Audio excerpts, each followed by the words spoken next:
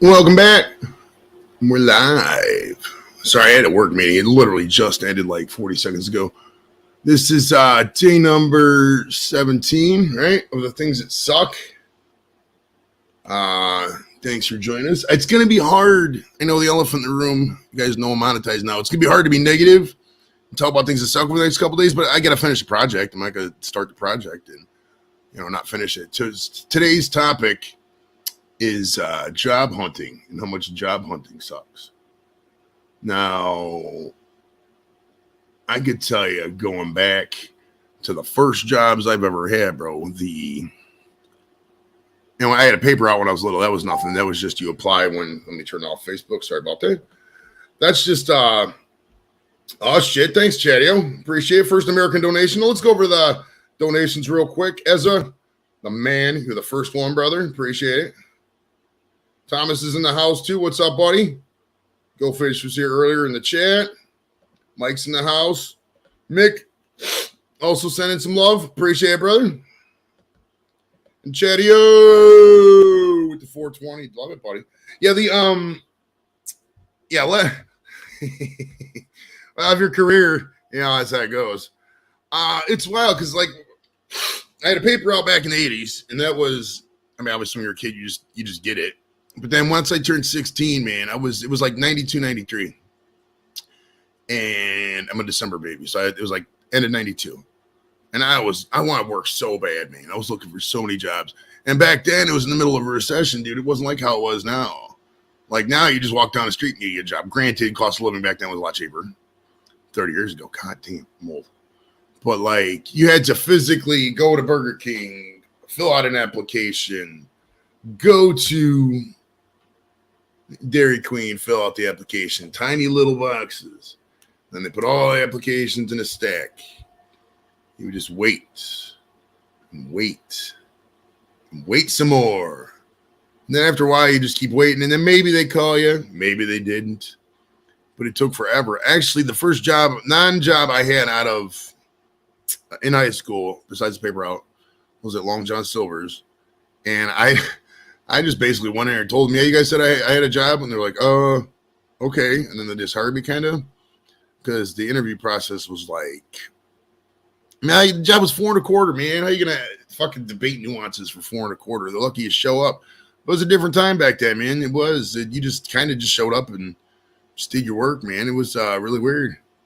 I never liked, and even after that, man, in high school, they would teach all these classes about, all right, when you go to a job interview, you got to wear a suit. You should always wear a watch because that way you know what time it is, and they think you're studious. And it's all a bunch of crap, man. All a bunch of crap. What's up, Lady C? How you doing? This goes back to the 90s. It really does. And then, look at this.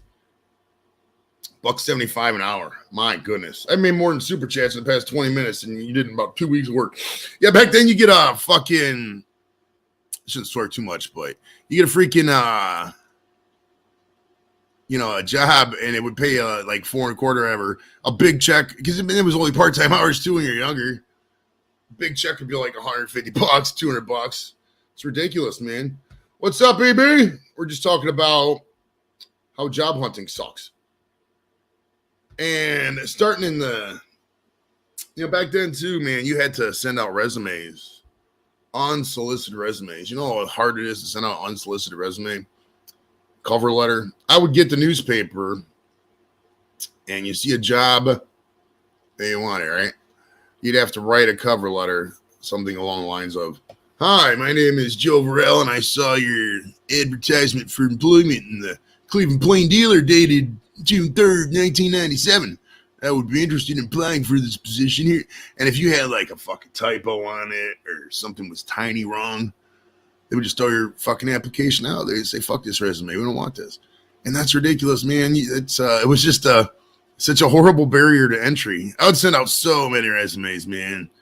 I would make a professional photocopy of the ad on there, even nothing. It was ridiculous back then. It says, putting it right, 4 calls back. It's worse than we were talking about dating apps the other day. You get more callbacks in dating apps than you did with jobs back then. You really did. And then sometime around the turn of the century, I don't know exactly what it was, but they started going to all digital, or not all digital, but they started taking applications slowly away from paper and going digital. And that was nice in the first part, but then it kind of fucked it up on our side. And when I say our side, the employees, people wanting jobs, because like what would happen was, I mean, obviously if, you know, what's up, BC? How you doing, Jules? We're chilling. If, you know, you send out, or if like, say, for example, the job says, oh, you got to have so many years experience in this, blah, blah, blah. People are just going to lie when it's something like that, when it's digital. It's easier to lie to a computer than it is to a real person. Like if I was sitting there asking you, so what's your experience in the construction industry? You'd give a very detailed explanation of what you've done, where you've been, jobs you had, etc. If you didn't have Angie, thank you so much. Thank you so much. We are rocking out here today. $45 an hour I'm getting. But you would you know, like say I was here sitting here talking to you about construction, right? And you're face to face. You wouldn't lie to me typically.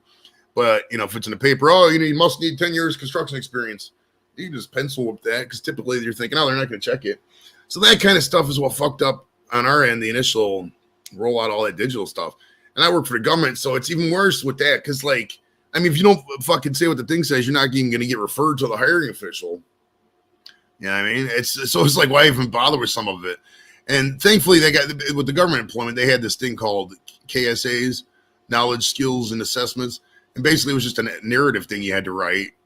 And if you wrote it, it was just paragraphs. I would do applications. They would have 2 pages, 2-3 pages, just answering these questions. And they would just nitpick it for some tiny thing. You know what I mean? That's demoralizing, man. Demoralizing to apply for that. And they would never tell you numbers, too. Like, I mean, if there's 1,000 people I'm competing against, my God, dude, I don't want to fucking worry about that world. Imagine those odds. You're out there and 1,000 other people applying for the same job you are. Do you really want that in your life? Do you want that kind of competition? What if it's 1 million? Some of these jobs get, my God, I remember when the TSA rolled out. This is 0102, somewhere in there, right after they passed the Patriot Act. They hired everybody from blank. It was like 58,000 people.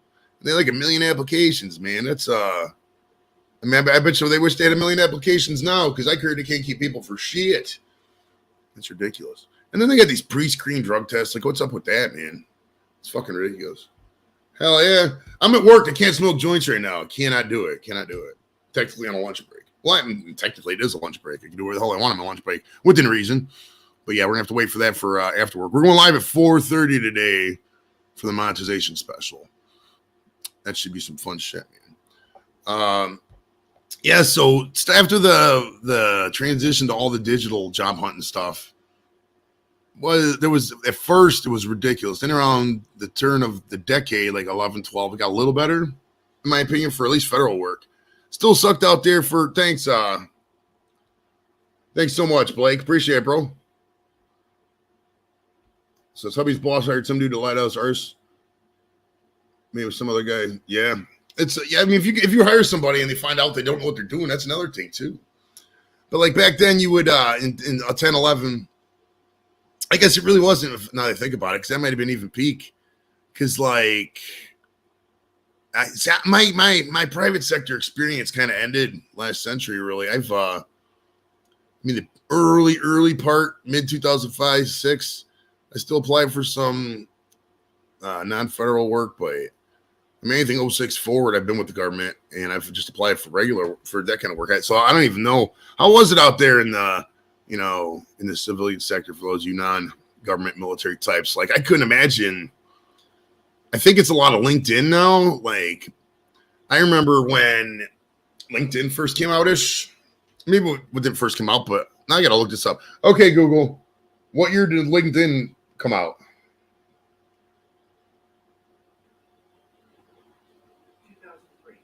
2003. Okay, so that's right about then.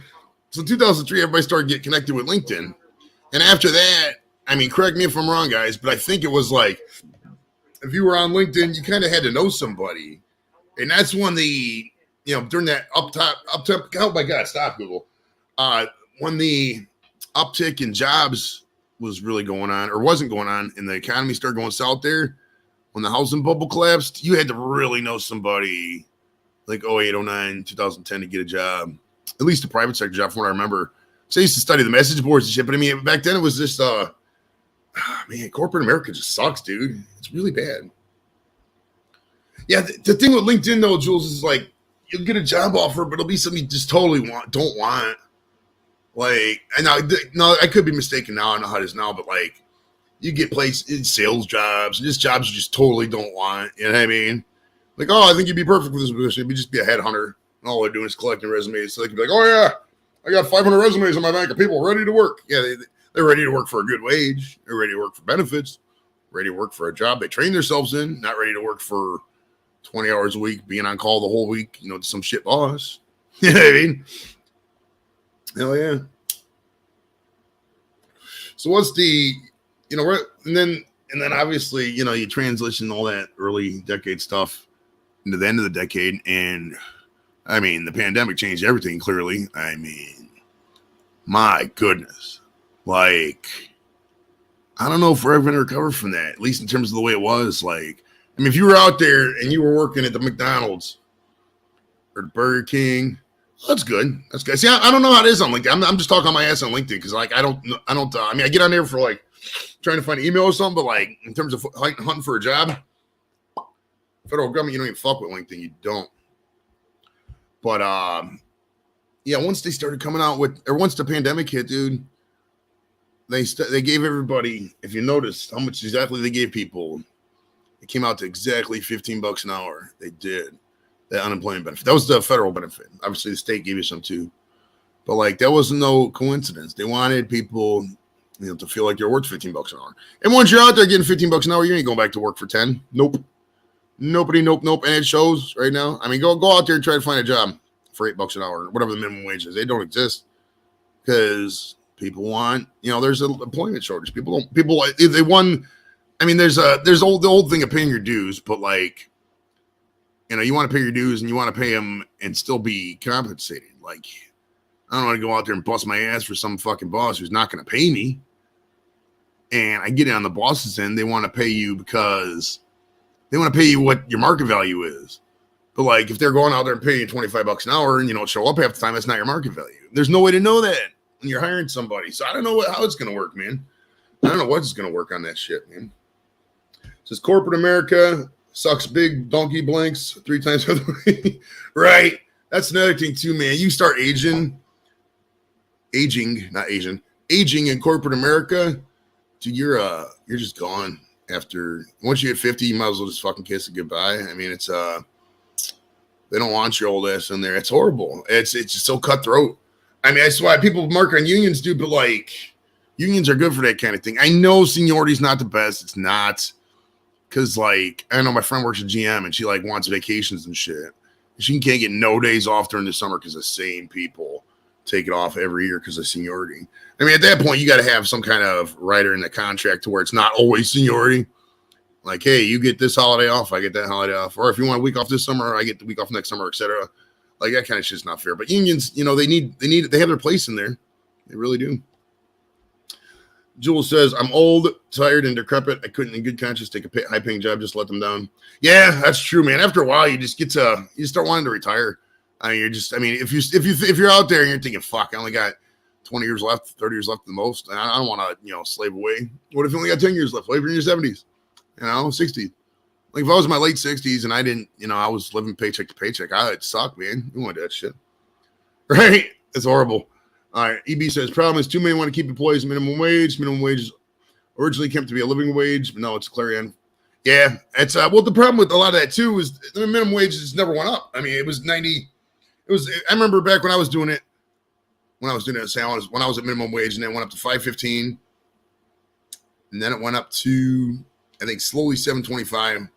That was in the 90s, I think. That's a long time without an increase, man. It really is. And it was kind of bullshit. I mean, back in the day, you might be able to get a job with, if it paid a little bit less. Some of these jobs will give you benefits, but I mean, anything less. I mean, I don't care what state you're in now. If you're making less than $12 an hour now, you really just need to quit that job and go somewhere else because every job will pay more. I mean, it's ridiculous. Yeah. It's like you can't survive on a minimum wage. You really can't. Well, it's not minimum wage is meant to survive on typically, but like, you know, they should need to raise it at least to where, you know, people can just basic sustenance. Way too soon, Blake. Way too soon. Payo time. What's up, buddy? We're chilling out here, man. Monetized. Almost 60. Damn. Serge is the man. Hell yeah. So, yeah, once the pandemic hit, you know, I don't know what the solution's going to be, dude. Like, I mean, what if you're out there and you don't have any market skills? Like, you didn't go to school, or you don't have 10 years of accounting experience, or you don't know construction experience. Like, what you going to do? The minimum wage is outstripped by inflation in the early 60s, but even $5.15 an hour. Late 2000s, where I am on a 40. Wow. Yeah, it's some of these jobs don't even hire full time now, because like what they did was they'll mandate full time. Anybody who's full time has to get benefits, and these jobs would be like, oh yeah, we're just gonna give everybody 29 hours a week. That's ridiculous.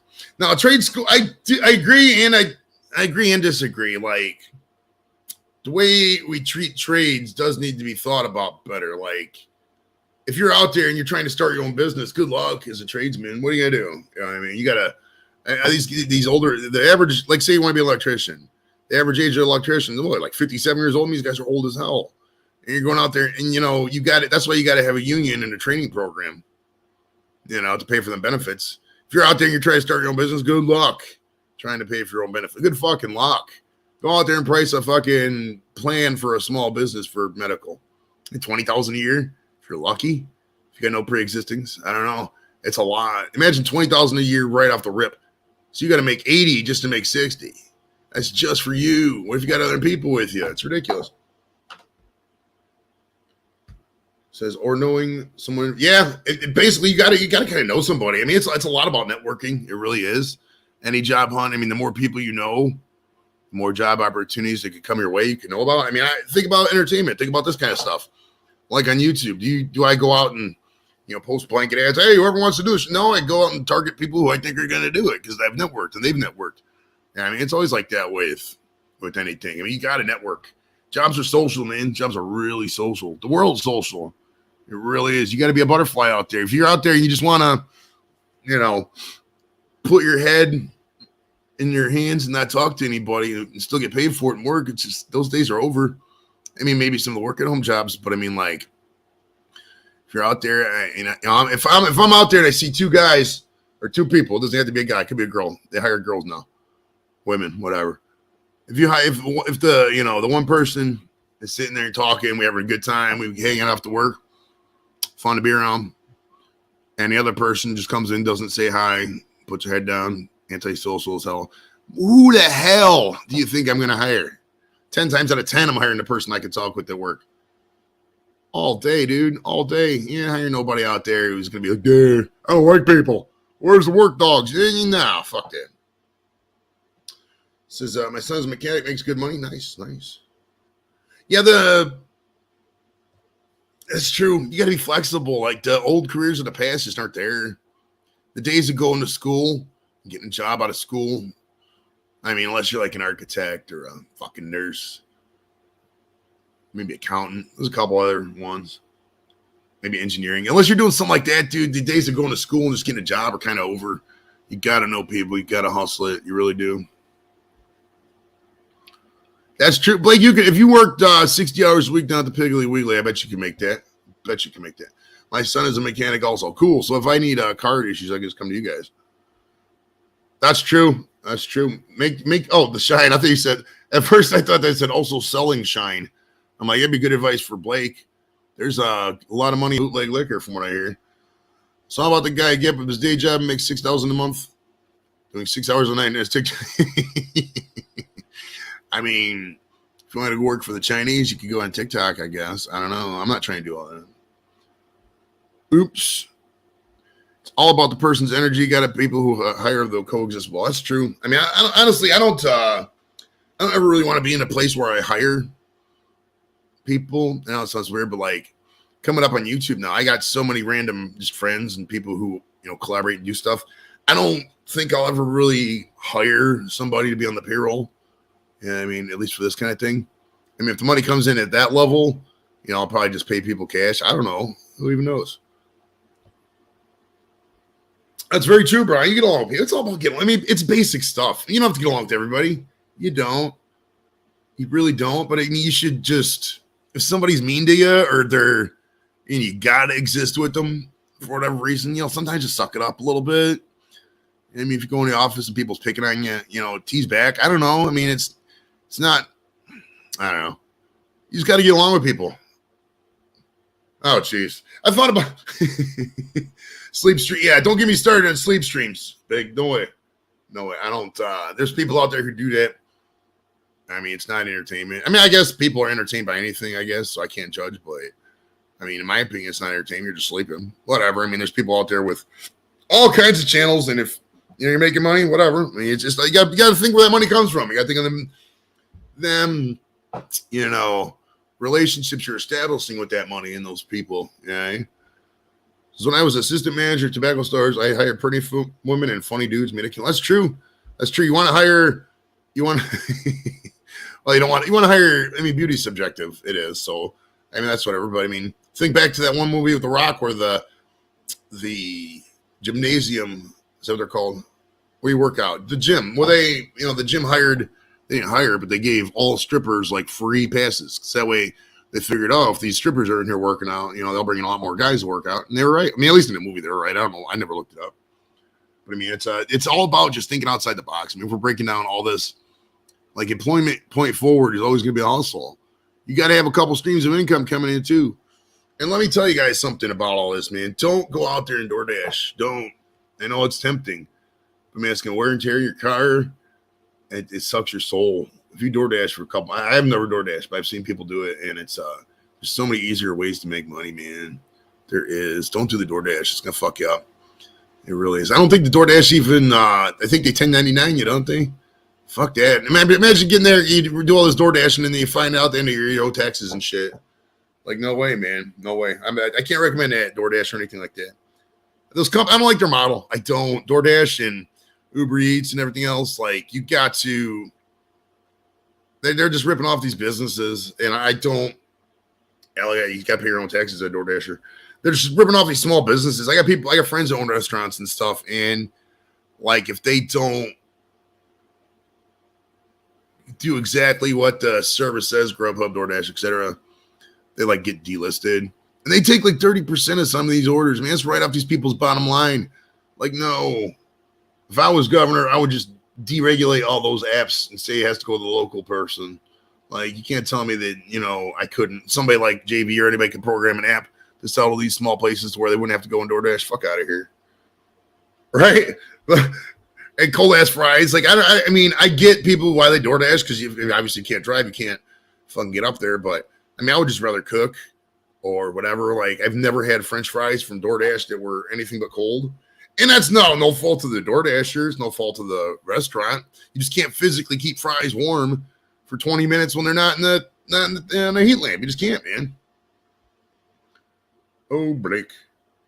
Young and dumb. Blake, I thought you're still young and dumb. I mean, you're under 40, so that's still young. Everybody over 40, if you're under 40, it's still young, in my opinion. I mean, I guess any age. You get up there, anybody's younger, you're old as hell.